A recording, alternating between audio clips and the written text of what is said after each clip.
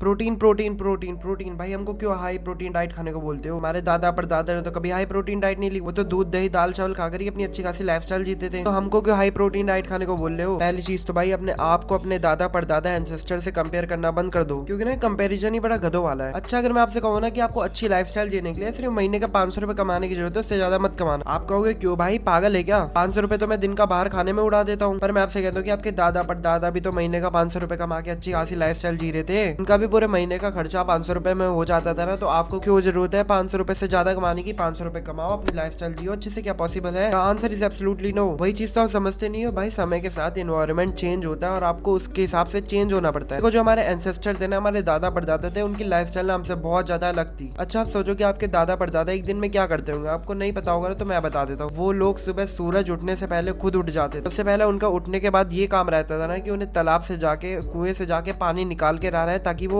सुबह सुबह नहाना धोना कर पाए, अपना खाना बना पाए। फिर वो जाते थे दूर दूर किलोमीटर चल चल के अपने खेतों में, और वहां पे दिन भर काम करते थे और शाम में आते थे, अपने गाय बकरी जो भी उन्होंने पाली होती थी उसको खाना खिलाते थे, और फिर वो जाके शाम का खाना खाते थे। ऐसे करके वो दिन भर कार्बोहाइड्रेट भरी हुई मील खाते थे, जो कि आज भी हम खा रहे हैं, और इस समय पे खा रहे हैं जब हमारी लाइफस्टाइल ऐसी है ही नहीं। हमारी लाइफस्टाइल काफी ज्यादा सेडेंटरी, हम पूरे दिन कोई भी फिजिकल एक्टिविटी नहीं करते, हमारी थोड़ी बहुत ही फिजिकल एक्टिविटी होती है। चलो मैं आपको एक टास्क देता हूँ, आप ना घर के बाहर जाना और किसी मजदूर को ढूंढना और उसको देखना, वो बंदा भी आपकी तरह दाल चावल खा रहा है, रोटी सब्जी खा रहा है, पर उसकी बॉडी देखना वो काफी ज्यादा लीन होगा, वो काफी ज्यादा हेल्दी होगा, और उसके पास मसल मास भी होगा। ऐसा क्यों भाई? वो भी तो आपकी तरह सेम खाना खा रहे हैं। तो देखो, जो हमारी इंडियन डाइट है ना, वो कार्बोहाइड्रेट से भरी हुई है, और कार्बोहाइड्रेट उसको खाना चाहिए जो वैलो वाला काम कर रहा है, जो कि काफी ज्यादा फिजिकल एक्टिविटी कर रहा है, क्योंकि कार्बोहाइड्रेट में होती है बहुत सारी एनर्जी। प्रोटीन उसको खाना चाहिए जिसको अपने दिमाग का यूज करना है, उसको हाई प्रोटीन डाइट खानी चाहिए। दूसरा पॉइंट, अच्छा मेरे को ये बताओ कि आगे इंडिया का फ्यूचर क्या है? क्या उसको भी अभी खेती बाड़ी करनी है, गधा मजदूरी करनी है, या फिर उसको ऐसी चीजों पे फोकस करना है जहाँ पे उसका दिमाग यूज होता हो, जहाँ पे उसका ब्रेन यूज होता हो, जहाँ पे एडवांस टेक्नोलॉजी का यूज होता हो? The answer is simple. अब ऐसा टाइम आ रहा है हमारे इंडिया में जहाँ पे हमको दिमाग का ज्यादा यूज करना पड़ेगा रेदर देन हमारा फिजिकल वर्क। और हमारे दिमाग के लिए सबसे ज्यादा क्या जरूरी है? द आंसर इज प्रोटीन, क्योंकि प्रोटीन की वजह से हमारे दिमाग में न्यूरो